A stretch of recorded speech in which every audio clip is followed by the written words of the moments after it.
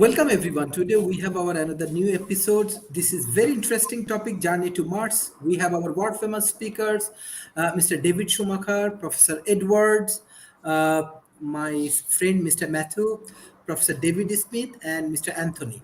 So I want to start from Mr. David Schumacher. How you want to share your views about Journey to Mars? Well, good morning, good evening, good afternoon, wherever you are in the world. Yes, the journey to Mars. And there's been a lot in the news about that, recently, in the last few years. But I want to start a little further back, a place that Edward will remember quite well, in July of 1969. There we are. That, of course, is I was there. Apollo 11 landing on the moon. Now, what's that have to do with going to Mars? Well, that was 50 years ago, right? So in the 50 years in between, we've been on this journey for some time.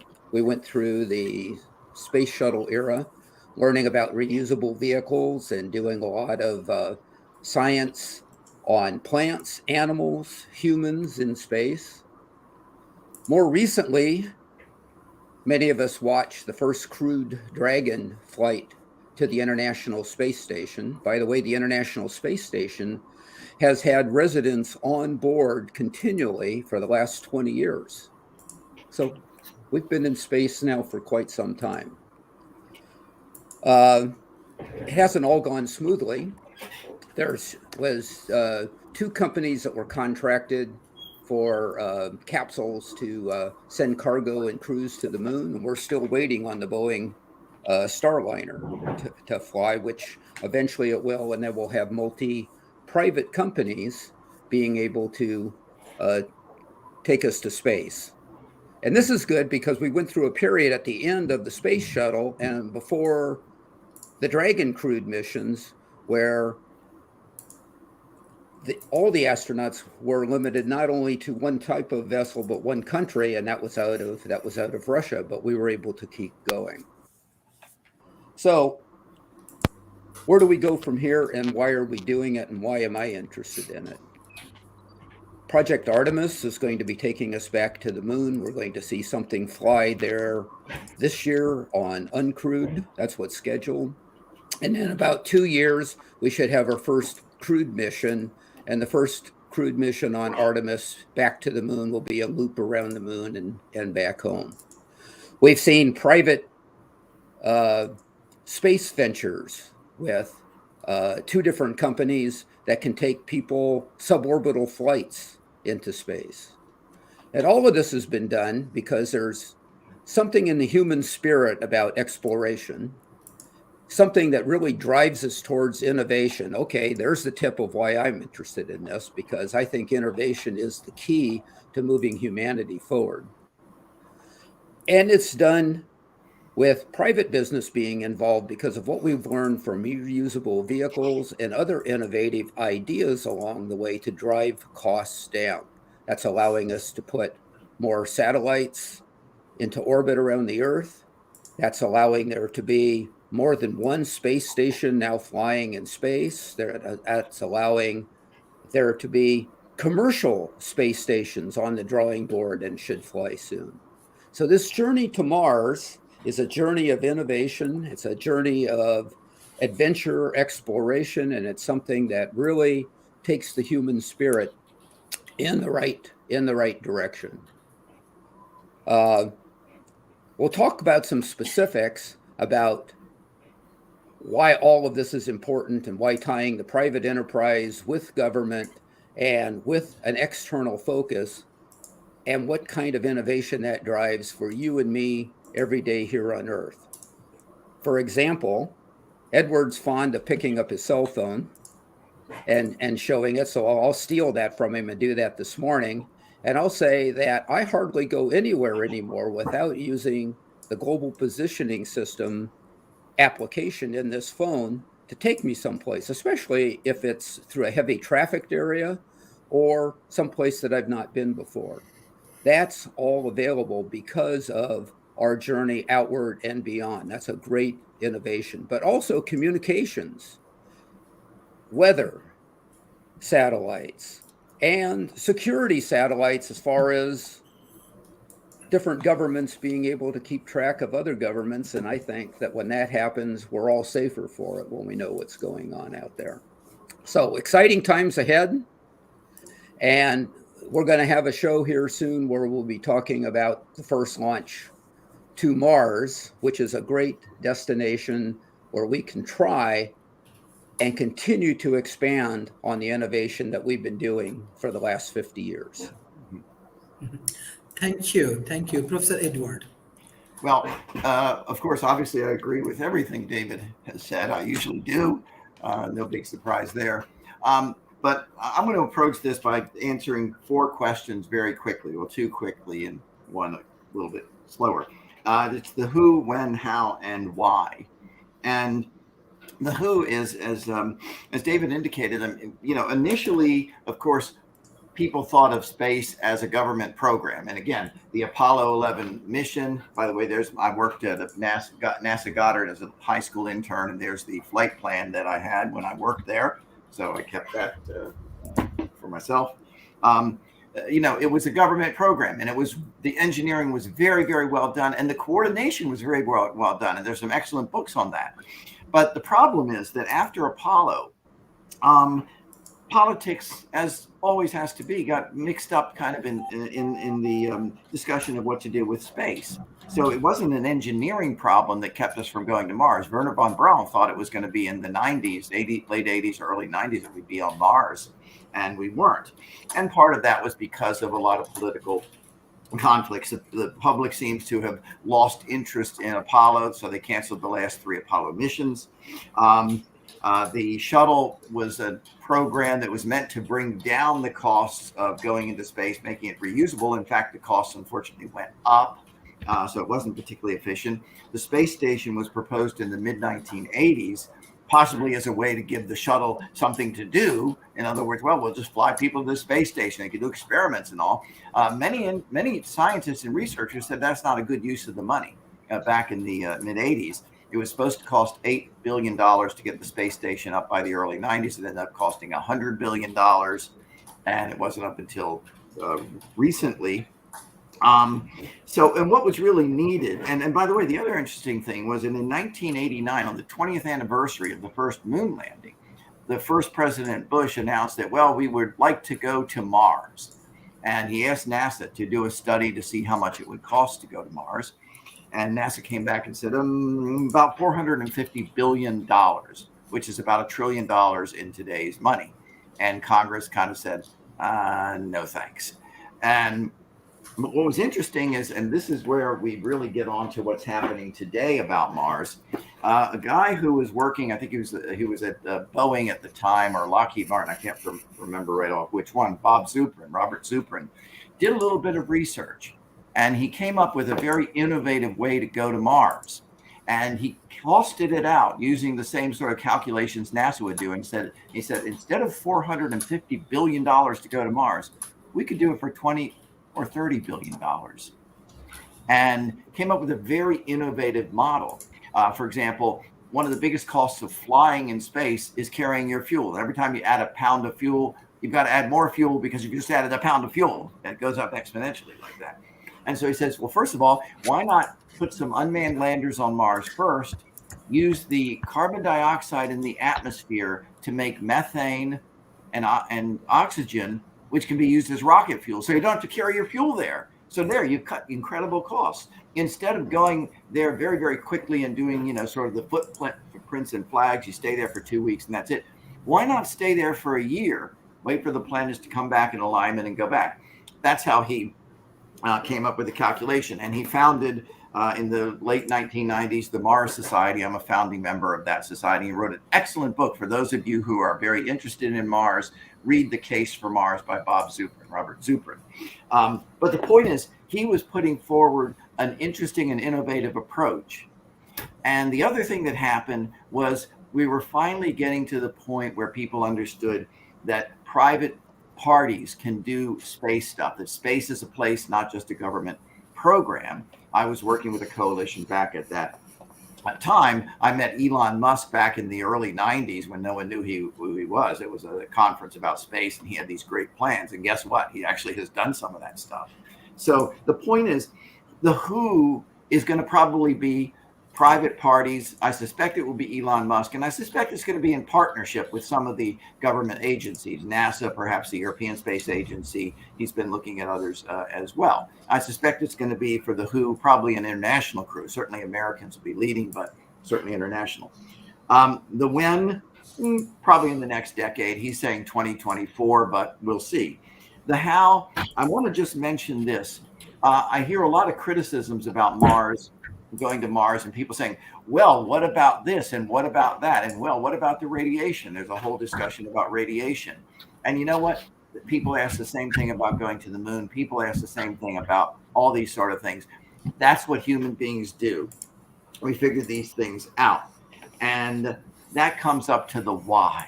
Why go to Mars? And as David indicated, we human beings are curiosity engines. That's what makes us up our mentality. That's our survival mechanism. We want to understand the world, and it's the understanding of the world that allows us to survive and to flourish. We wanted to understand what those little lights in the sky were. So, Galileo invented a telescope and pointed at it and said, that's what those things are, right? That's what we are. We are curious creatures. That's what really is a driving force. And we're achievers. We want to remake the world, to suit our, you might say, in our image. We want to do things. So going to Mars, settling on Mars, terraforming the planet is one of the things that I think we're going to do. The other thing is it's going to be a second habitat for humanity. I'm hoping that we can preserve this world. I assume we can. I want to also, by the way, mention how fiction has so interested people in Mars going back for a century. If you want a good technical discussion about Mars, I suggest Red Mars by Kim Stanley Robinson. Now, he does not understand anything about economics. I want to warn you. So if you wanted to call and talk about the economics, talk to me. But in terms of the technical stuff, he's very, very good. Also, there's a guy named Anthony who I think is on this program, who has a very interesting book on Mars, a novel that I'm reading right now. And maybe he will even say a few words about it if he would like. Mars has been always fascinating for people because it's something that we look at and we can imagine us being there. We can imagine that it looks like we're on Earth. If you see the pictures like up on the wall here, it looks like a desert of the Earth. And so we can imagine us living there. We can imagine us terraforming the planet. It's very exciting. Humans are going to go there. The only question is who's going to be there and when are we going to get there? So I yield the floor. This is an exciting topic, guys. Thank you, Professor Edward, for your excellent analysis. Matthew, can you hear me? Can hear you. Yes. What you want to share with us? Dr. Huggins, I am also a member of the Mars Society. This past October, we contributed a design on an improved rocker bogie suspension, which I have already presented on this program, by the way, a couple of weeks ago, I think. And I am also a fan of Mars Direct in the sense that, not for the reasons you say, you seem worried about the economic aspect. I am more interested in the engineering aspect. Mars Direct, as an option, has the great advantages that it does not require any new technology to be developed. It's something that we could start doing tomorrow if we wanted to. And it has a lot of contingency plans. Now, the current plan for a Mars visit by NASA, which is going to be in the 2030s, I believe implies that the idea is to spend 6 months going there, about 4 weeks staying there, and then effectively going back from Mars to Earth using a very inefficient trajectory that's going to use up a lot of energy, and all this effort for just a 4-week stay. Mars Direct instead pretends that what we should do is we should take 6 months to go there, stay there for at least 2 years, which is survivable because you don't have the zero gravity issue that you have on the ISS. Mars gravity is approximately 40% that of Earth, which is probably not the healthiest, but it should not destroy a body like zero G does, and then go back at the next launch window. Eventually, what we're gonna do is we're gonna have a cycler spacecraft, which is something I've found some video of, which is a larger spacecraft, which is big enough to have a centrifuge for artificial gravity that just goes back and forth to Mars in a trajectory designed to use as little fuel as possible. And this is something that's actually the Mars Cycler is actually a very old idea. It's actually something that Buzz Aldrin came up with. Yeah, it's in my book. On Buzz Aldrin has a chapter in my book, and here's a picture of it for those of you who are looking at it. That's from Buzz Aldrin's. So that's something that we could do today. The question is, do we want to? Are we going to tell ourselves that we cannot afford it? Because that's the thing. You know, people are like, why do you want to spend so much money on Mars? Okay, we are not taking stacks of dollar bills and shooting them to Mars. The money is being spent on Earth towards engineering, towards science, towards research and development. So people saying we're wasting money on space are talking out of their ass.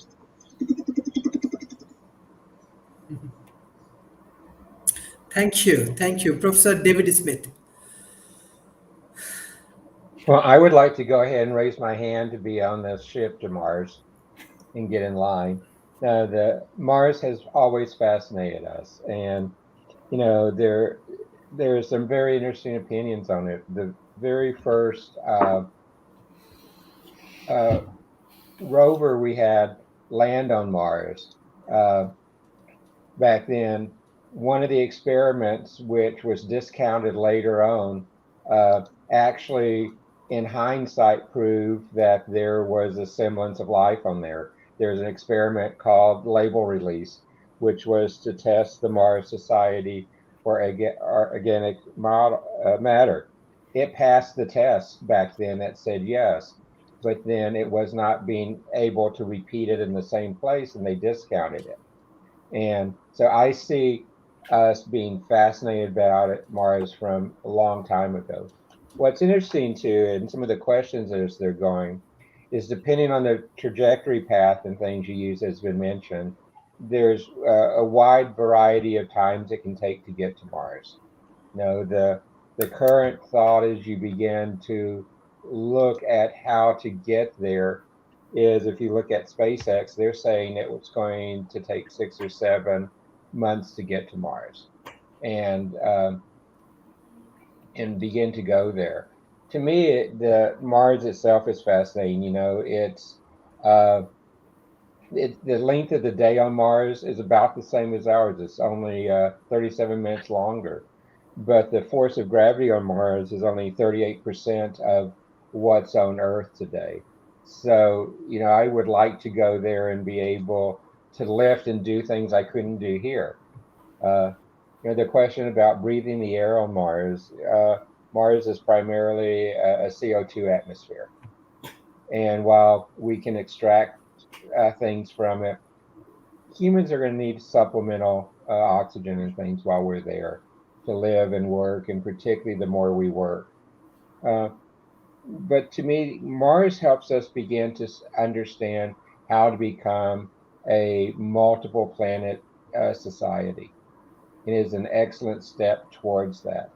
I mean, the moon is a step, but it doesn't really, because it's so close, it doesn't really accomplish many of the goals there. I was involved with helping set up the NASA Tech Transfer Centers when Dan Golden was the director of NASA, and got involved with some of the experiments there and some of the studies. And the fact that you're going to be gone for a year plus to, as was mentioned earlier, a 4-year type mission presents problems for us as humans. You know, it's how will we adapt, how will our organs react. We already know that when astronauts come back from prolonged period in space in orbit today, there's problems with their eyes, they're degraded, there's other problems that go there. One of the more interesting projects that I've been briefed on multiple times and have actually scheduled to have presented some conferences I was on the board of, is what happens when human beings have sex in space and sex on Mars. Humankind says that's going to happen. And what are the challenges with that? And there are significant challenges. The Mars will receive more gamma rays than we receive here on Earth. There's other things that you're going to see there. So while I am fascinated by going to Mars, and these missions are going to be very important, there's still issues we must solve before it becomes a common place to travel. Now, I love the 2001 Space Odyssey and the image they project, and how we can go and begin to become the tourist of space. I would like to go ahead and extend my life another 100 years and be part of that exodus and part of that experience. And I think we're going to see that possible. Kids born today will have the possibility to go to space. Kids born today will have the possibilities to travel to a space station, to the moon, possibly to Mars, and do it not as special astronauts. Now, the other thing that this also highlights is, help me, Edward, about 3 weeks ago, NASA announced that they're no longer giving out astronaut pins. And they're no longer designating people as NASA astronauts, because so many people are going to space who are not associated with NASA.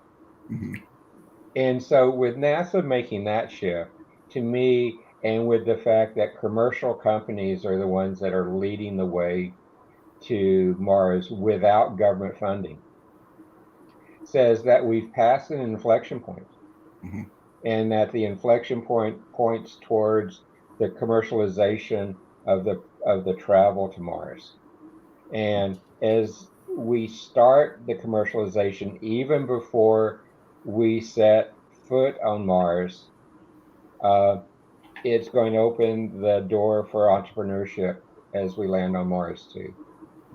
I expect that, particularly if you look at the SpaceX vehicle, with the amount of tonnage it can carry, it can carry 100 tons of cargo to Mars, that we're going to begin seeing more experiments, more commercial ventures beginning to be used for Mars and exploited there. And it's going to be a great time, because we're going to take advantage of things that we just really cannot reproduce here on the Earth in a way to make it. It's going to open up whole new approaches to drug discovery, whole new approaches to materials, into material sciences. Well, I actually think we're going to see a new generation of semiconductors, and the future types of semiconductors evolve by the environment that's available on Mars to work towards that. And Mars is close enough that we'll be able to collaborate more back and forth. The environments up there are going to be very good.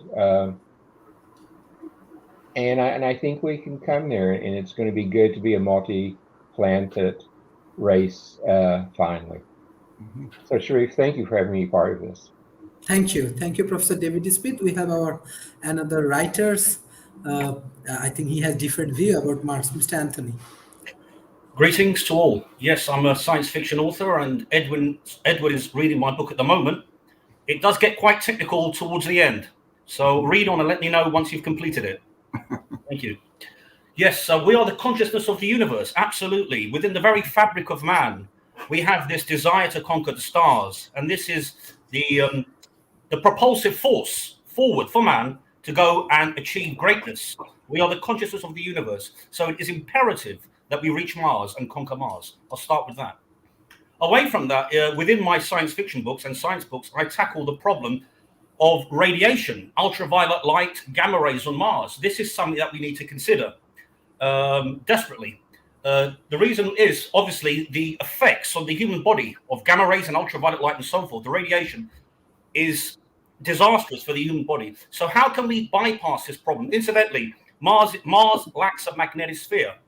Mars lacks a magnetosphere, and as a result of this, the planet is subjected to enormous amounts of cosmic radiation, gamma rays and ultraviolet light from supernova, pulsars, and neutron stars, and so forth.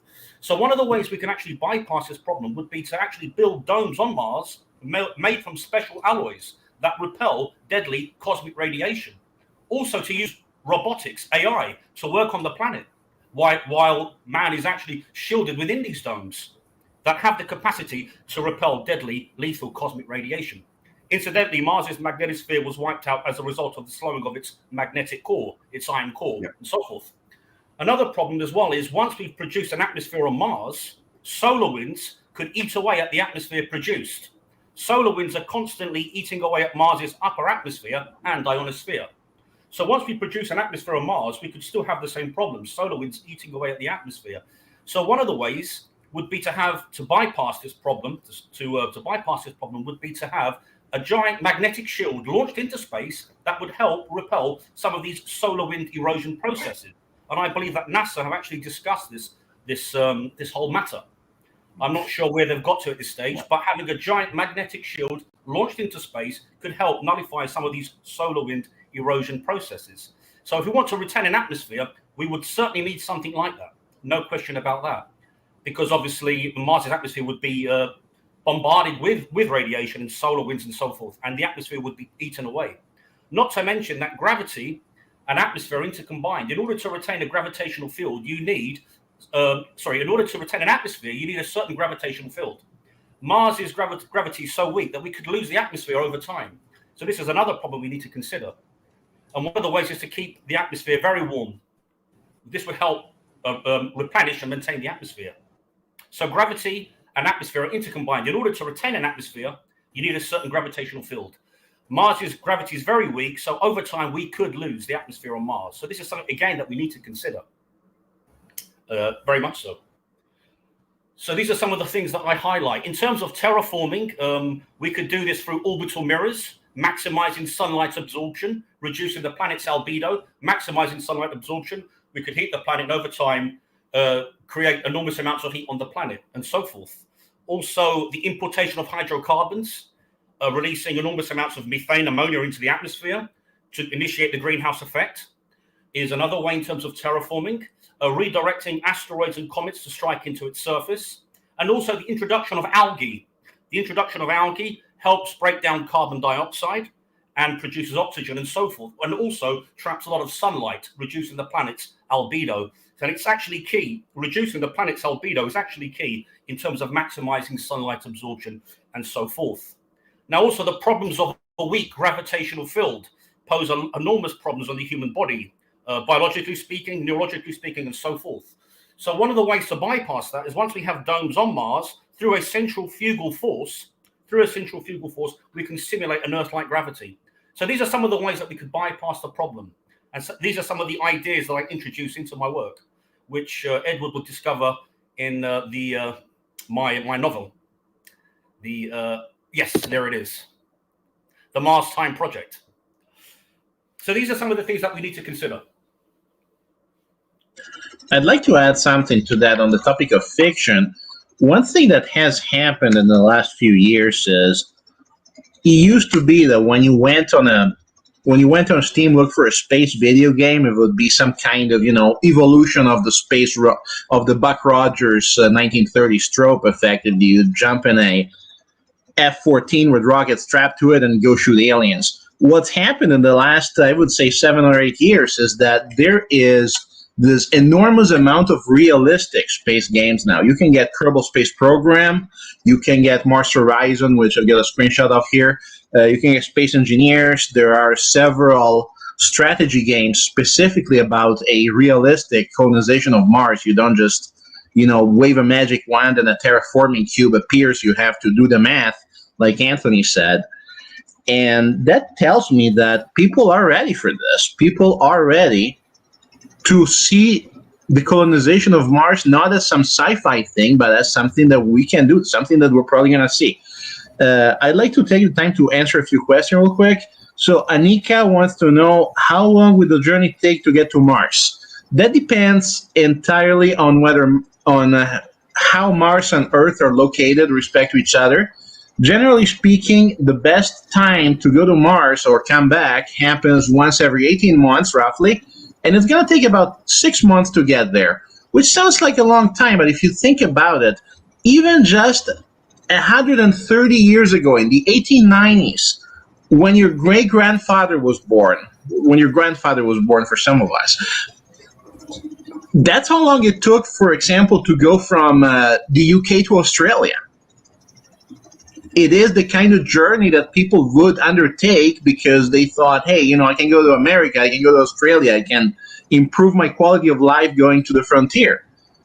So this is not something new in history. It would have taken 6 months to go again from Bristol to Brisbane on a sailing ship, and now it's going to take 6 months to go from Houston to Acidia Planitia in a spaceship. These are things that the human mind is prepared to handle. We know because we have done it. Which study helps to know more about space? Well, pretty much any STEM field is going to cover it. Generally speaking, you should study what you like.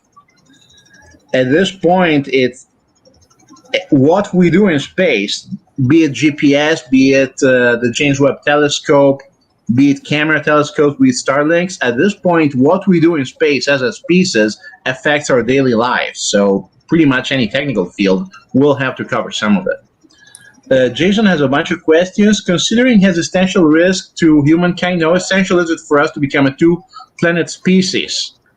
How often do you do your backup for your files on your computer? Then you got 2 copies or something. Now, having more than 2 copies is probably a bit paranoid, but the difference between having only 1 copy and then you drop your laptop and having 2 copies is huge. So I hope that's your answer. Do you think we will be able to add artificial gravity that is more than Earth to our own off-world habitats? Probably. We may. The problem is that high Gs give you other issues, so we probably don't want to do that too much. That's all I got. Thank you. Mr. Adam, you finish?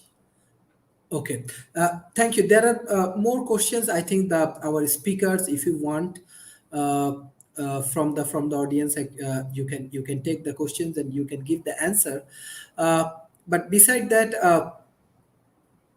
okay, Mr. David Schumacher, I want to take this question from Alea, which study help to know more about space. I think if you people analyze especially about the space economy and this thing, this will be helpful for our audience. That's all I got for today. Yeah. So was that question to me, Sharif? Yes. Okay, great. So learning about space, fortunately, right now is something that's very available to people.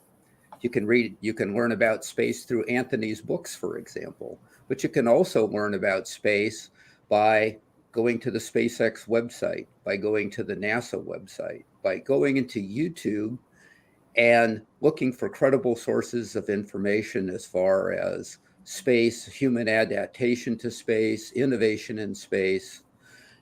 So we're at a very good point as far as being able to have information. Maybe the bigger challenge is deciding what piece, what focal point in that huge expanse of information out there really appeals to you or you can use in your professional life and focusing in on that.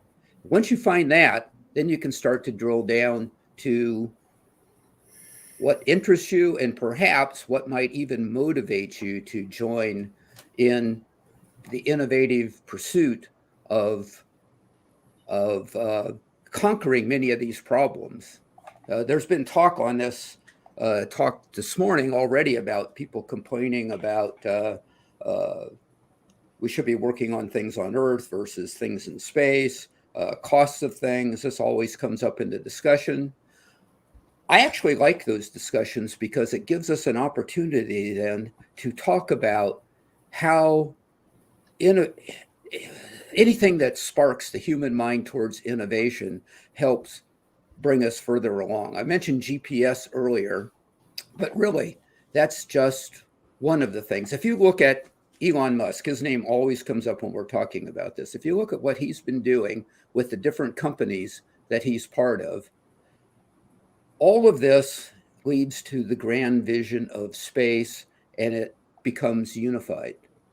A company that you don't hear a lot about and has a really horrible name, perhaps, is the Boring Company. The Boring Company is looking at being able to develop tunnels using the electric vehicles that Elon's Tesla company is using to be able to provide transportation under huge cities, creates a more environmentally friendly situation, less disruption on the surface.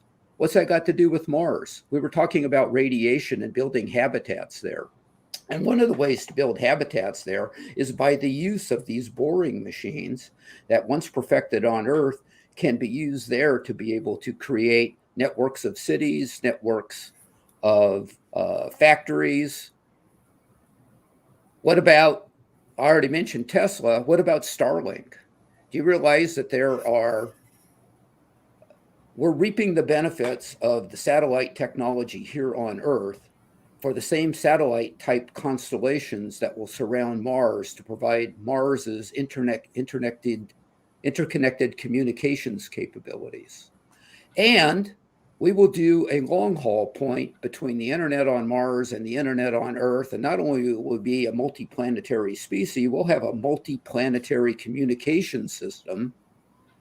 And the only real challenge to that at this point is not technical, as somebody's pointed out, but it's more the physical aspect that, depending upon the distance between Earth and Mars, which changes as we move through space, you're going to have communication lags on that can run somewhere between 15 minutes and a half an hour. We actually have communication systems on Earth that do that right now, especially over polar routes. And you upload information, they're fast orbiting satellites, and then when they come over their destination, they download the information and move on. And this can be used for a lot of different types of information. So what I'm trying to say here is that the challenges that are out there are exciting, because that's what's driving us forward. And when we invent something in one place, we don't just use it in one place. We're going to use it on Earth. We're going to use it on Mars. We're going to use it on the moon. This is what we as humans do. So the original question was, how do you learn? There is a lot to learn. Pick something, jump in, and see what you can add to the mix. Thank you.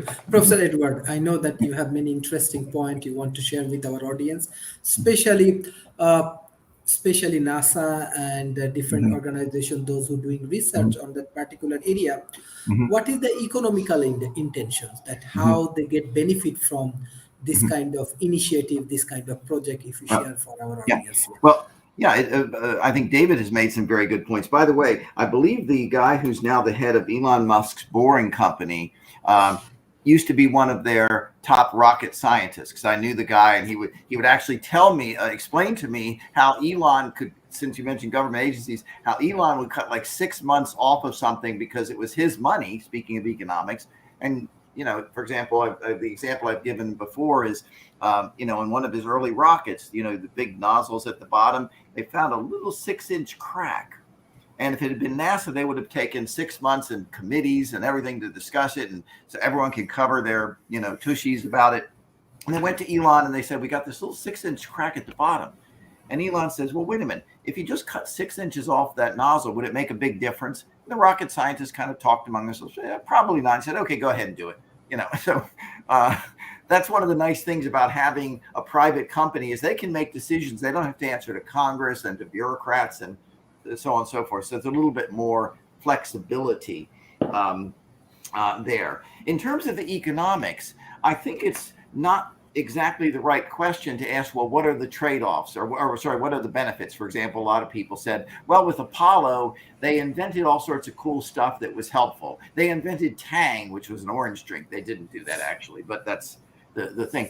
The thing is, it's creating value. And we're not just talking about traveling to Mars, though it's interesting. We're talking about terraforming the planet, as Anthony has discussed, and looking at these challenges about how to deal with the magnetic field or the lack of same, et cetera, et cetera. That is creating value. That's why I say, for novels, read Red Mars, but don't pay attention to the economics because it's not really there. This is creating value. I like to point out, you probably heard this before, that, since we're all talking about our phones, we all love them. 15 years ago, no one had them. Now 87% of American households have them. And one calculation is that this is about $100 million worth of technology from 50 years ago. I mean, so when you talk about value created by going to Mars, it's incredible. Just a couple of more quick points that kind of go to your questions. I want to just mention, by the way, that I have a book called Space, the Free Market Frontier. And there's a chapter in that book where Buzz Aldrin, in fact, discusses the cycler idea. Okay, so if you're interested in that, you can find a chapter by Buzz Aldrin. Of course, was on the first moon landing. But a couple of other very quick points here is that for those who asked on the questions about what's a good study, I'd still suggest you go to the Mars Society and to The Case for Mars is kind of a basic book. Now, there's been a lot of work done since Zuprin wrote this book. One thing I'll mention is that what the Mars Society has been doing for several decades now is they have a station in Canada that simulates Mars, where the people live in the station, they go out in spacesuits and all, and so forth. So they've been actually doing the real work of what would it be like to be on Mars, and they've been doing that for decades. You can go to their website and see it. And as I say, there are other Mars groups that I've been working with as well. I want to mention a couple of very quick things. You talked about young people. Well, in 2015, Jack Schmitt, who was Apollo 17 astronaut, spoke at the Mars Society. And if you take a look at the picture, you see these two little cherubs there who hopefully will be the first twins on the planet Mars. So I'm trying to train my children so they can do that. That's Jack Schmitt, and that's me without my beard, and that's Bob Zuprin right there. So there's a nice little picture for you. I'll also mention, by the way, after you read Anthony's novel, and you should be reading that novel. If you're not, you're being negligent about the Mars Time Project, huh? Yes, exactly, on these important issues. You might also want to read a very interesting novel called The Far Shore, which is by an astronomer friend of mine and just came out recently. We've got a follow-up novel. But the other thing I want to say, and this is my final point on this here, we're all talking about how we can engineer the environment of Mars to make it compatible to human biology. But what I expect you're going to see in the future is we're going to engineer human biology to make it compatible with the environment of Mars. And when I showed you that picture of the Mars Society meeting in 2015, I think it was, that was the presentation that I made. I think what you're going to see is as science moves ahead, and as we learn more about human biology and longevity and, repairing DNA and so forth, one of the advantages, we may be able to tweak our biology. So, we're not going to be able to breathe in the Martian atmosphere the way it is right now. But, for example, we know that we can probably do things so that we will be less prone to some of the problems of having low pressure as the pressure on Mars is built up in the atmosphere, or radiation, or all these other things. So I suspect that that's going to be a frontier.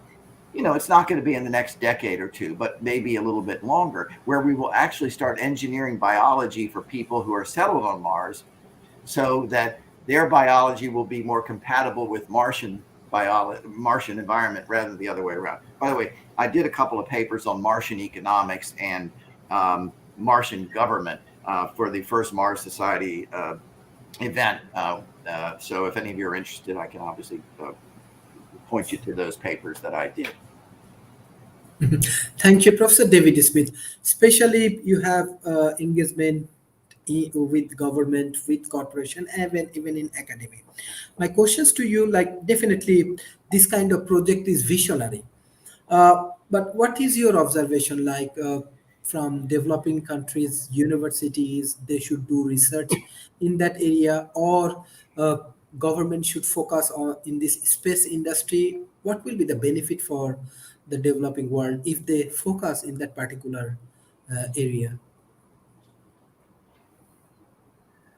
Can you unmute, please? As you look at the various space programs, particularly NASA, they already have things in place for developing nations, universities, even high schools to collaborate on ways to take advantage of space. And you're seeing more and more interesting ways to do that. I love that Edward highlighted the Boeing company. Uh, their new headquarters is literally a couple of miles from my house in Austin, and they are actually hiring some space physicists out recruiting for that right now. So it's clear their eyes are set there. There's another organization though that has a controversial background, but they've already looked at ways to put habitats on Mars and the Moon that I find very fascinating.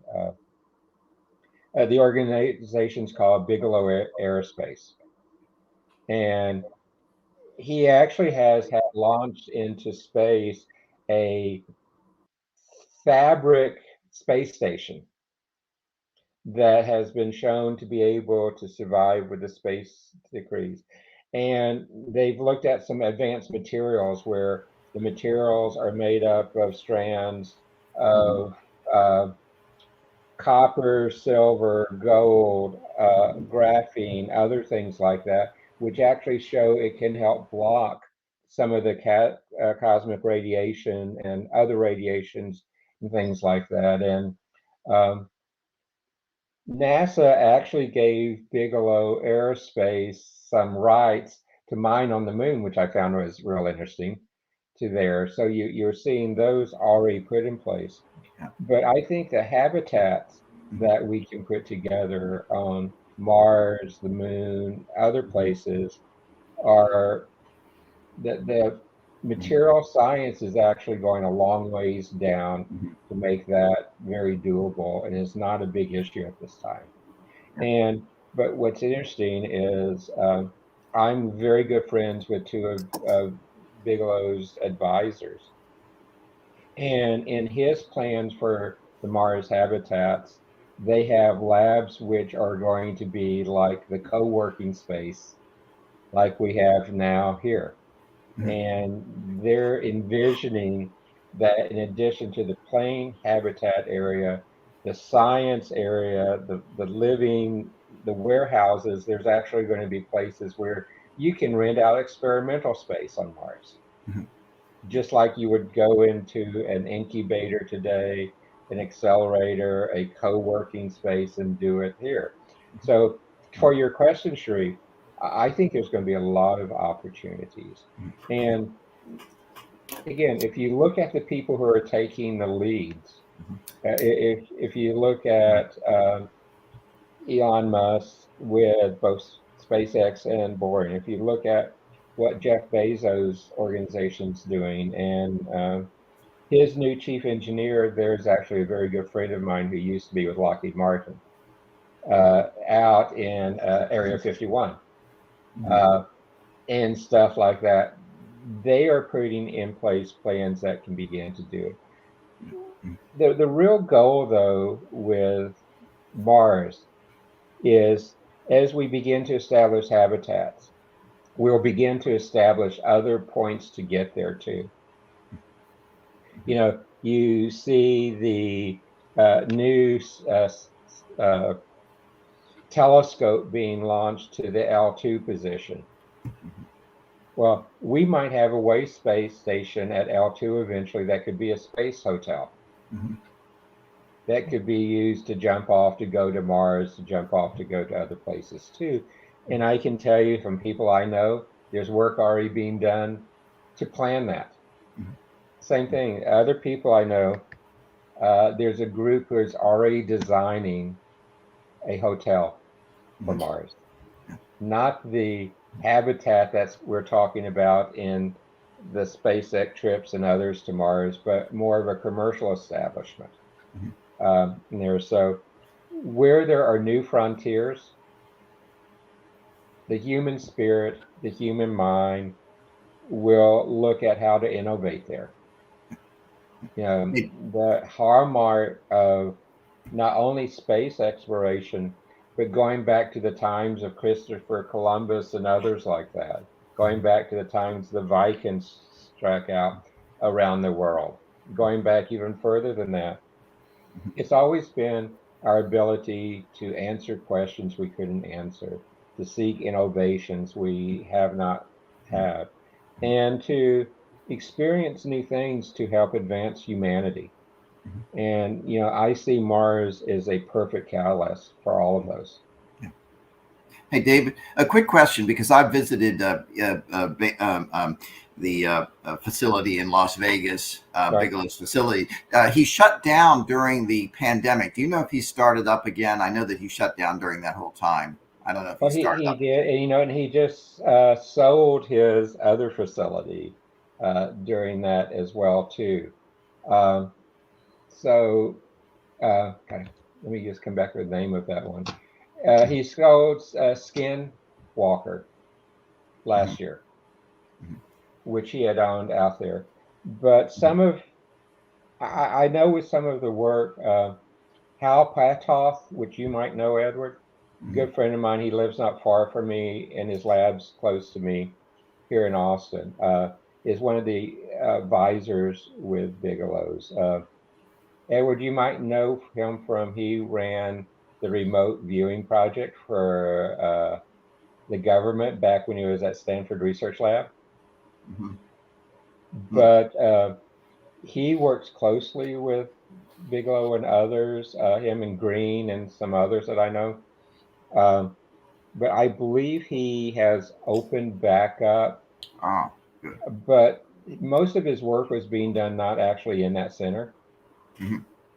Okay. And I know some of the other contracts that he's listed as contractors on them, now some of the government work. So I'm assuming he's alive and active, and COVID just slowed him down. And Sharif, you're muted.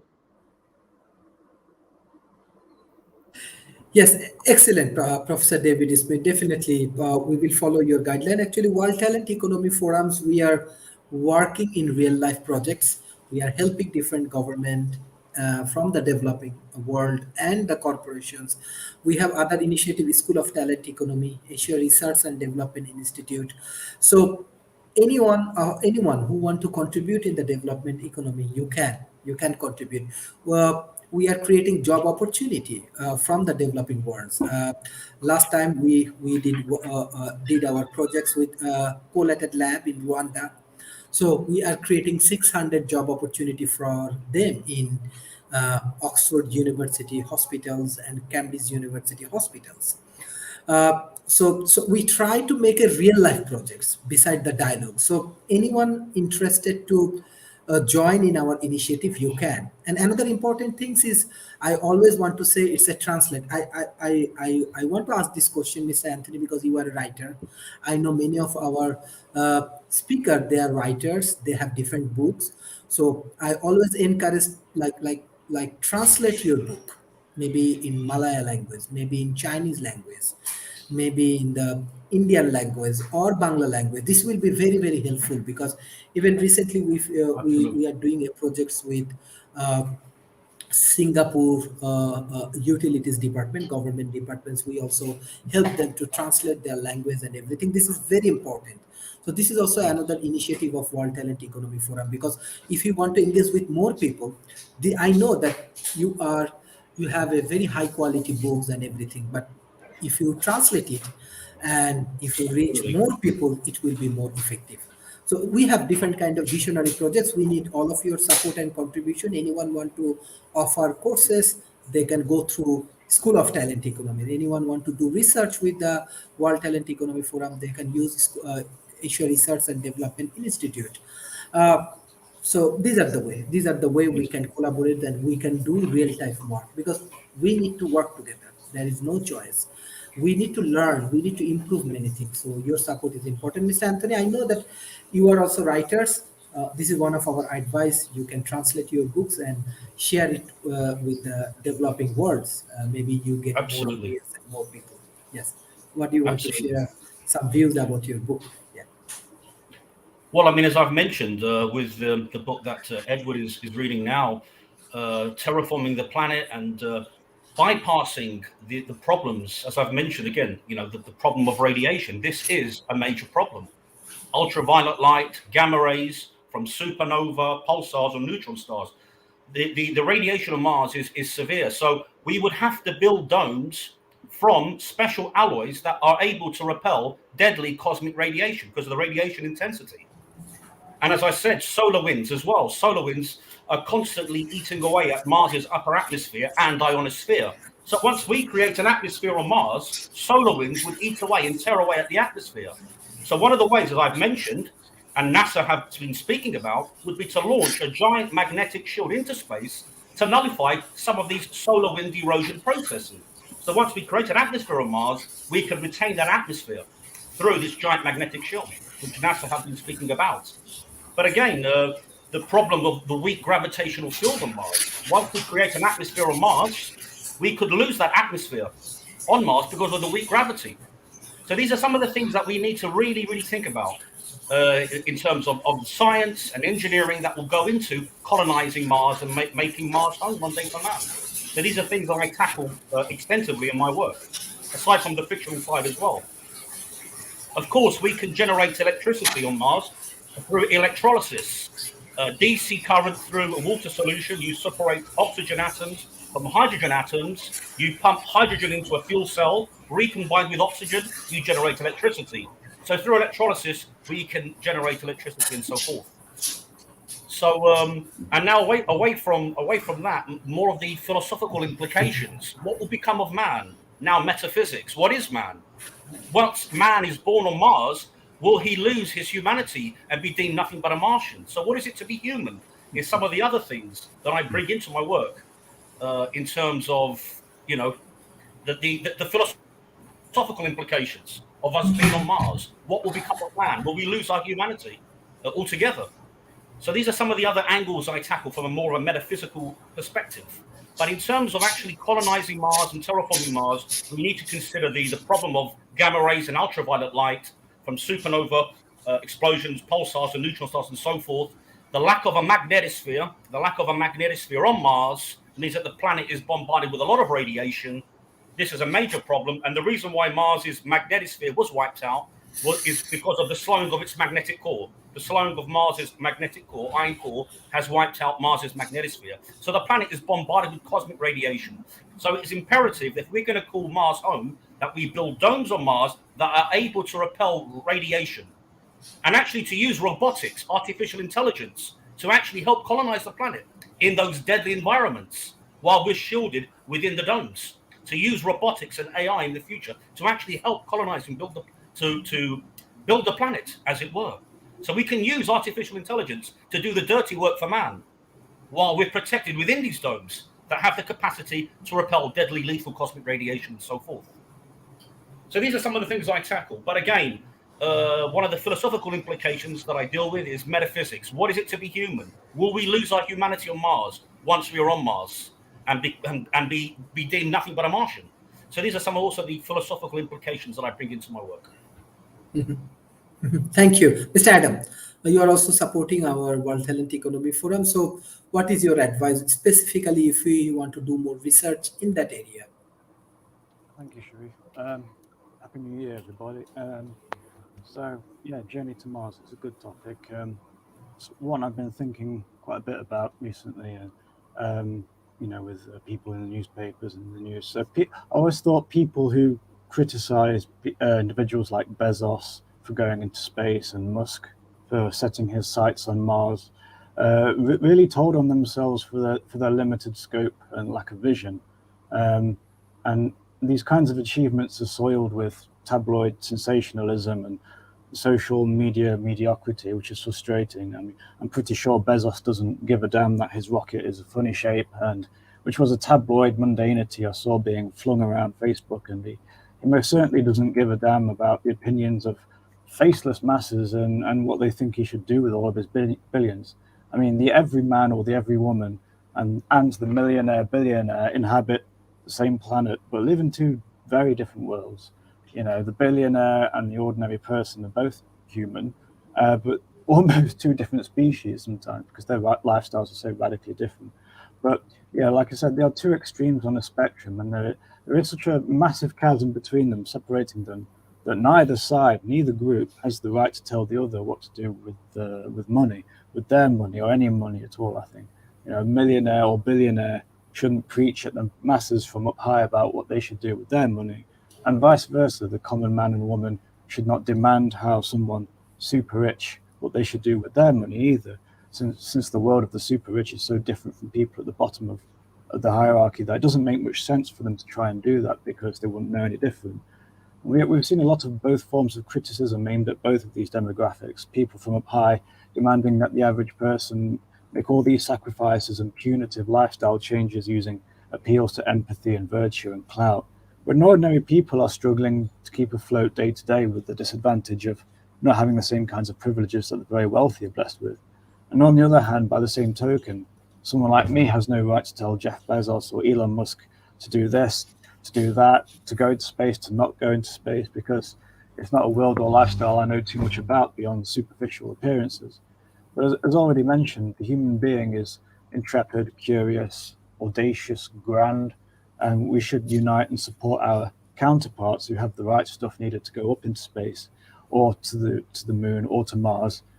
Like with the moon landing in 1969, that was a huge planet-wide shared experience where everyone tuned in all across the globe. But now it's the shared experience of dissing wealthy space pioneers with other embittered muggles. You know, that has replaced the more joyous collective spirit we saw during the 69 moon landing. So it seems like we've forgotten that motivation to endeavor, namely it's that human spirit behind so many of our species' achievements, from sailing ships to rockets. It's what we do. We imagine, create, invent, innovate, explore, achieve.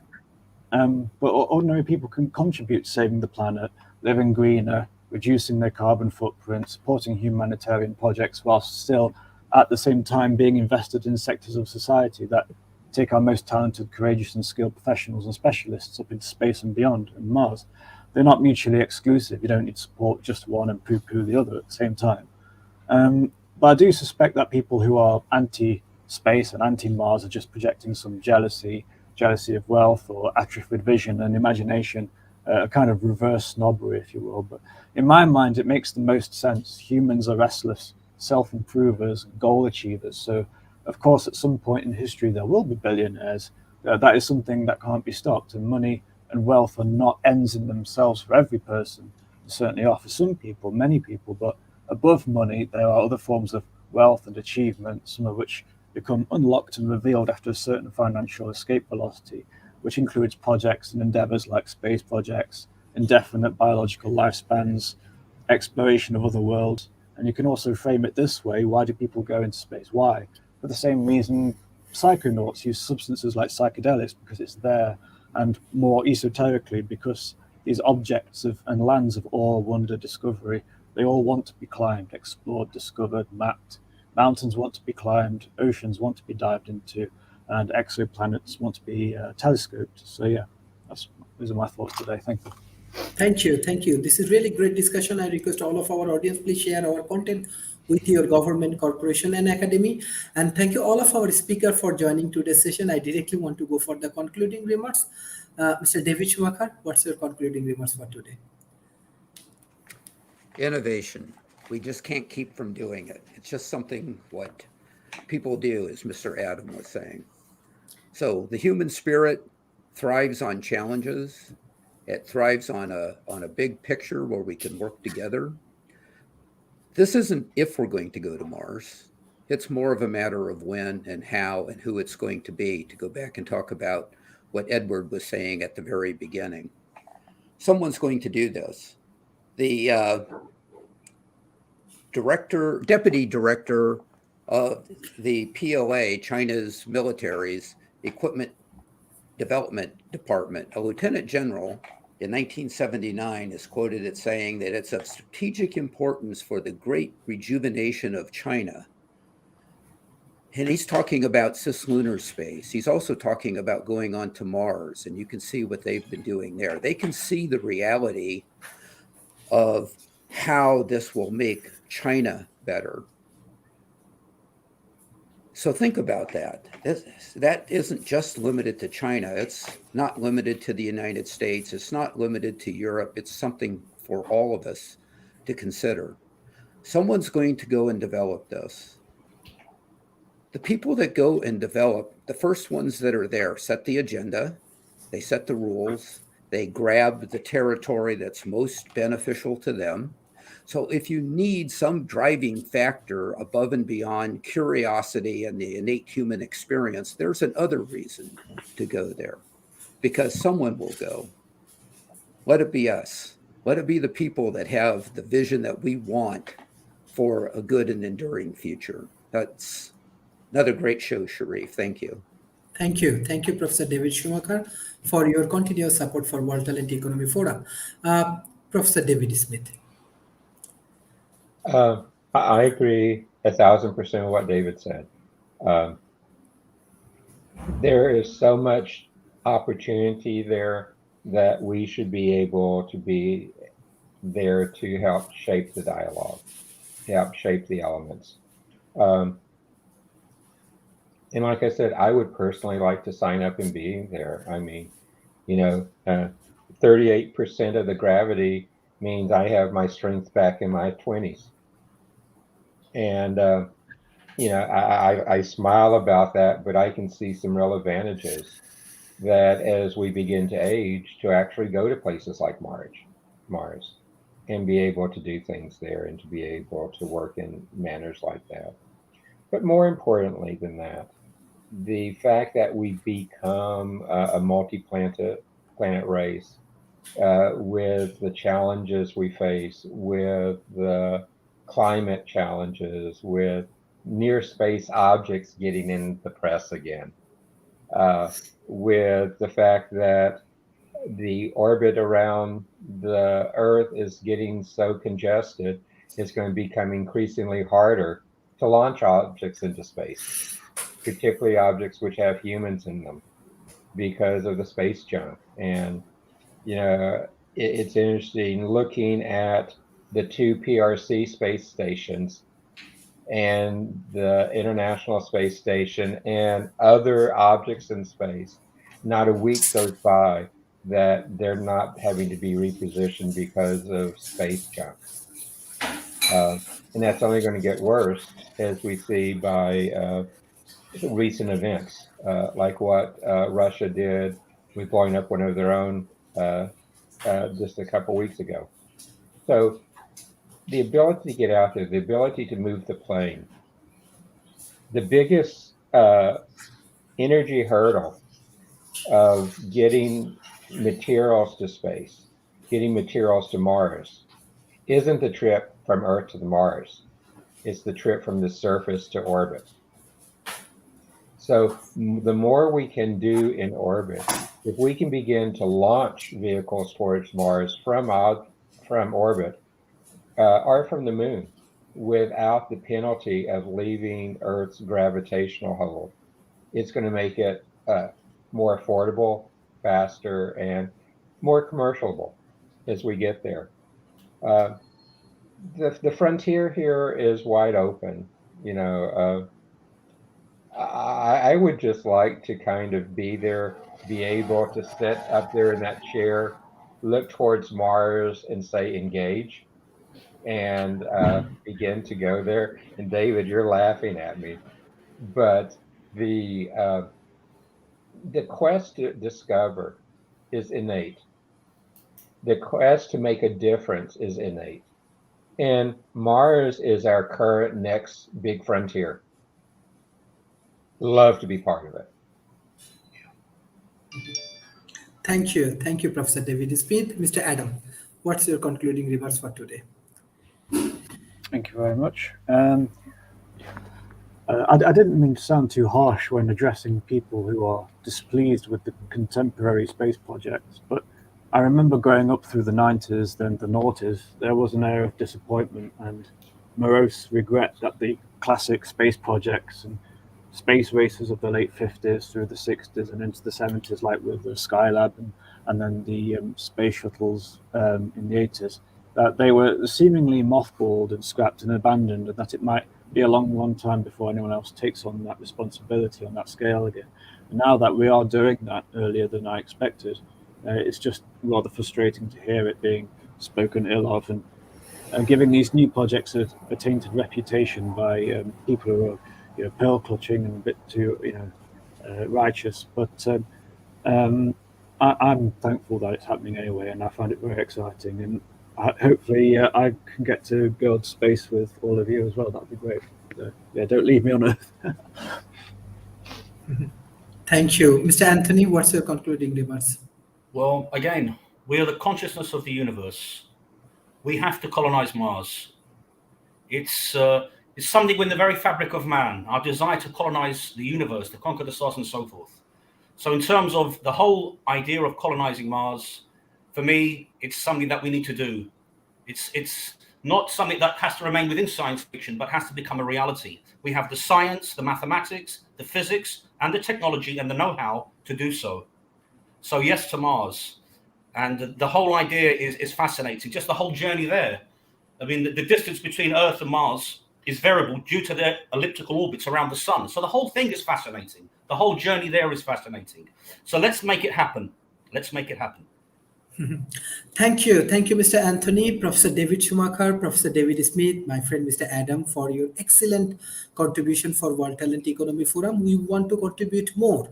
Actually, World Talent Economy Forum, yes, we have limited ability. Our ability is definitely limited, but we have a good dream. So we are day and night, we are working, we are trying to contributing.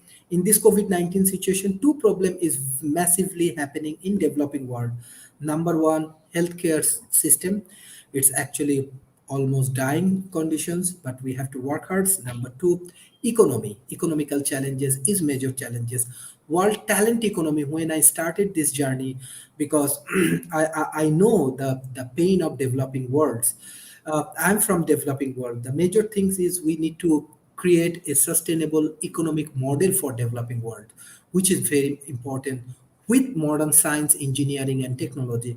That's why we collaborate with Transhumanist Party, we collaborate with Tando, we collaborate with Pacific Crime Business Council, we collaborate with Ivy League universities, we collaborate with lot of corporations and governments and academy from developing world. I believe if we have the right knowledge as well as if we have the right strategy, you can overcome from this situation. We are working hard. Maybe there are many people every day. I'm getting information, many people die, many people lose their business, many people lose their job, lot of painful things happening. But hopefully with all of our contribution, maybe we can support at least thousands of people. That is also important for us.